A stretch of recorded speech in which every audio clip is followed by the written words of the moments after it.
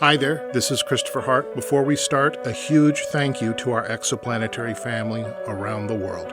I can't express how grateful I am for each of you who has taken the time to share Exoplanetary with your friends, your family, and your loved ones. Your support has carried the show to every corner of the globe, to places I may never get to see myself, and I owe that all to you. So keep spreading the word. If you love what we're doing, let everyone know. Want to help in other ways? Leaving a glowing 5-star review on Apple Podcasts, formerly iTunes, is a fantastic way to help introduce the show to new listeners. Reviews on other platforms help too, so if you feel inspired, go for it.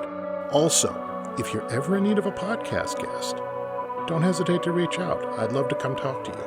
Oh, and yes, we're still on Patreon. Head over to patreon.com/exoplanetary to get early access to episodes and let us know what extras you'd love to see. Prefer a one-time contribution? You can always buy me a coffee at ko-fi.com/Christopher Hart. That's ko-fi.com/Christopher Hart. It's basically rocket fuel for creating more of the stories you love. To everyone who helps make this show a reality and gets us in front of new listeners, thank you. Despite some bumps along the way, Exoplanetary isn't going anywhere. I'm excited to bring you more adventures in the 26th century and beyond, and even some new shows beyond sci-fi down the road. Be looking for that. Thank you again for your incredible support. You make it all possible.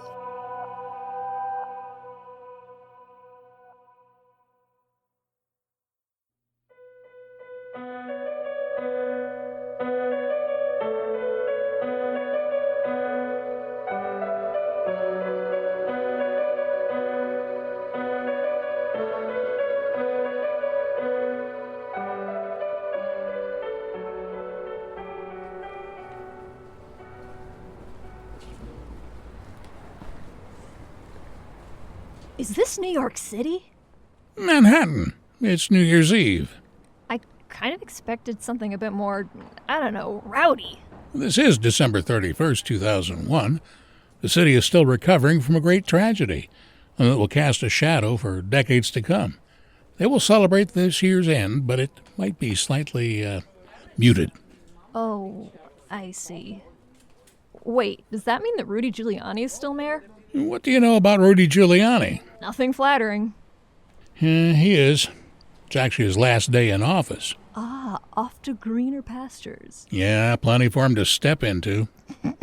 However, a reflective mood has been cast over the entire city. The trauma and grief are palpable, are they not?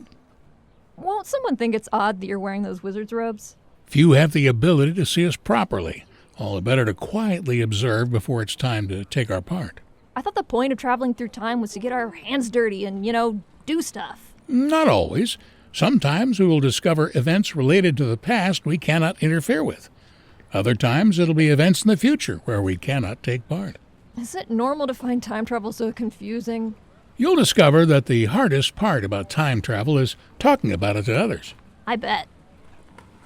Do we actually have free will? That depends, my boy, on what you mean by free will. Well, I was thinking about, what if I went back in time and killed my own grandfather? Why on earth would you do that? Well, I mean, accidentally. If it's an accident, how is it free will? That's not what I meant. What I want to know is, are my choices really my own, or are they determined by the forces of history? That's a good question. Very deep. Is there an answer, though? Several. Oh, boy. Most relevant, though, there's the macrocosm and the microcosm. The big picture and the little things. Okay. The little things are all the itty-bitty facts that make up an individual's life. Their favorite variety of tea, their favorite color, whether they prepare a turkey or a lasagna for dinner. And those choices don't really matter? They matter immensely, but not on their own. If I make a lasagna tonight for New Year's Eve, it doesn't matter much. But if other people hear about it and decide that this sounds like a good meal for New Year's Eve, and they decide to do it every year, it becomes a tradition. That influences the retail sales for the ingredients. It creates jobs and builds fortunes. And if you make something else. No, I've decided we're having lasagna tonight. No, I mean, it matters if you influence others to do the same things. It matters if you get people to make the same choices. Perhaps. Some philosophers would suggest that all history really amounts to is the lives of certain significant individuals and how they bent the world into shapes that please them. So is that true? In my experience, you start with the microcosm. What will I have for dinner? Then you get to the macrocosm, the big picture as seen from orbit. And all you see are billions of people wondering what they're going to eat. And they aren't just waiting for some influential person to tell them what to eat, are they? Exactly. Some will have lasagna, some will roast a turkey. Some will just get tight watching Dick Clark on the boob tube and have a hangover in the AM. So, our choices are our own in the microcosm, but our choices can be meaningful in the macrocosm. That means that history isn't really determined by the big, influential, and famous people like kings and presidents and celebrities and whatever.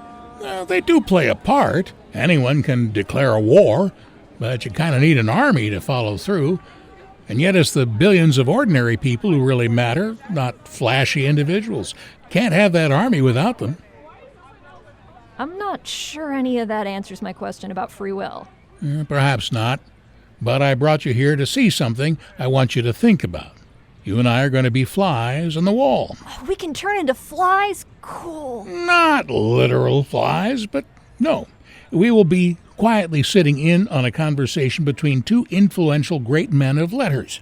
History never recorded their interaction, nor was it ever known to have taken place. Do you see that man over there? The one who's smoking? Yeah. He's stopping to buy a bouquet of flowers, and he's taking it to that townhouse over there. What are they having for dinner? Tikka masala. But perhaps more interesting to our conversation, our nicotine fiend here happens to be one of the best-known authors of the previous century. That's interesting. And in that townhouse, he's expecting to meet up with an attractive young female neighbor for dinner. What he doesn't know is that she's out shopping, and a man he's never met is sitting in her living room. Her husband? With a gun? No, lad, this isn't Columbo. As it happens, it's another one of the 20th century's best-known writers. James Baldwin? No. Salman Rushdie? No. Harper Lee? Afraid not. Wait, is this going to be two old white guys having a conversation? Afraid so, kid. I promise that in this case, it will be interesting. If you say so. I mean, we can call Harper Lee and get her to drop in. I doubt she could get a flight this late. Now, there, he's stubbing out his cigarette, about to go in. Let's quietly follow him.